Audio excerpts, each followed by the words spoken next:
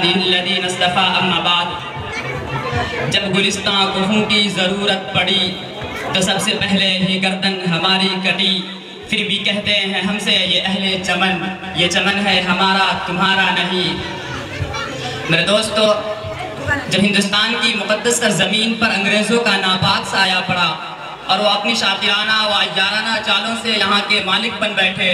تو انہوں نے ہندوستانیوں کی زندگی دشوار کر دی اور ان پر ظلم و ستم کے پہاڑ توڑنے لگے اور غلامی کی زنجیروں میں جکڑنے لگے۔ لیکن اچانک شاہ عبدالعزیز کے فتوے نے ہندوستانیوں میں آزادی کی ایک لہر دورا دی، تحریک حریت کا ایک سور پھونک دیا، لہٰذا سعی پہم ہوتی رہی یہاں تک کہ وہ دن بھی آیا جب ہندوستان کے افق پر آزادی کا سورج طلوع ہوا اور انگریزوں کی غلامی کے چنگل سے نجات ملی۔ لیکن بہار آئی اگر گلشن پر تو کس کام کی آئی، نشیون شاخ پر باقی رہا نہ رہی سینوں میں۔ حضرات، یہ حقیقت ہے کہ اگر آزادی ہند میں مسلمان عموماً اور علماء کرام خصوصاً حصہ نہ لیتے تو اس ملک کی آزادی کا خواب شرمندہ تعبیر نہ ہوتا، تحریک بالا کوٹ کا وجود نہ ہوتا، تحریک ریشمی رومال کی بنیاد نہ پڑتی، ہندوستان چھوڑو تحریک کا زور و شور نہ ہوتا، اگر مسلمانوں نے اپنے پاکیزہ لہو سے شجر آزادی کی آبیاری نہ کی ہوتی تو آزادی کا آج 75واں سالگرہ نہ منایا جاتا۔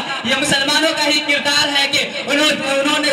ظلم و ستم کے جبر و تشدد کے خلاف علم بغاوت بلند کی، جگہ جگہ جذبہ آزادی کے شعلے بھڑکائے، کبوتر کے تنے نازک میں شاہی کا جگر پیدا کیا، جس کے نتیجے میں وہ طوفان تندر تیز اور موج تندر جولا اٹھی کہ انگریزوں کے نشے میں تہو بالا ہو کر نہ گئے، کاخ استبداد اور قصر ظلم و ستم کے در و دیوار ہل کر نہ گئے۔ اور اگر آزادی ہند میں علماء کرام کے کارنامے اور ان کی داستانیں سننی ہو تو افرنگی کے برپا کیے ہوئے طوفانوں سے پوچھو، بالاکوٹ کے پہاڑوں سے پوچھو، شاملی کے میدانوں سے پوچھو، دلی کی چاندنی چوک سے لے کر خیبر تک کے درختوں سے پوچھو، زندہ کی تاریکیوں، مالٹا کی کالی کوٹھریوں اور فارسی کے فندوں سے پوچھو، یہ تمام کی تمام چیزیں ہمارے خلوص و وفا کے نغمے سنائیں گے۔ مختصر یہ ہے کہ مسلمانوں نے اس ملک کو آزاد کرانے میں ہر طرح کی قربانی پیش کی ہے، لیکن پھر بھی کہتے ہیں ہم سے یہ اہل چمن، یہ چمن ہے ہمارا تمہارا نہیں۔ میرے دوستو،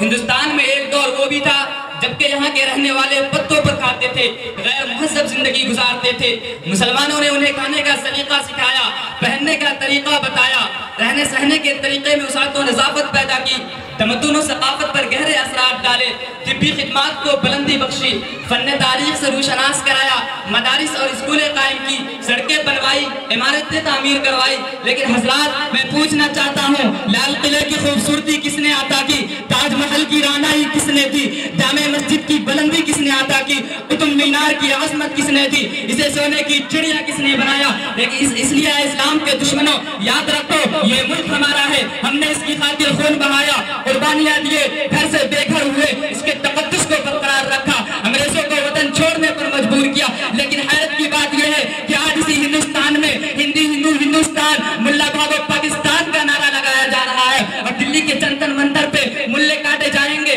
رام رام چلائیں گے جیسے اشتعال انگیز نعرے لگائے جا رہے ہیں، اور مدارس اسلامیہ سے حق الوطنی کی دلیل مانگی جا رہی ہے۔ لہٰذا میں میڈیا والے سے اپیل کرتا ہوں کہ میری یہ بات حکومت تک پہنچا دے کہ ہمیں کل بھی اس ملک سے محبت تھی اور آج بھی ہے اور مرتے دم تک رہے گی، لہٰذا اس کا ثبوت پیش کرنے کی کوئی ضرورت نہیں، کیونکہ باطل سے دبنے والے اے آسمان نہیں ہم 100 بار کر چکا ہے تو انتہا ہمارا۔ وآخر الدعوانا الحمدللہ۔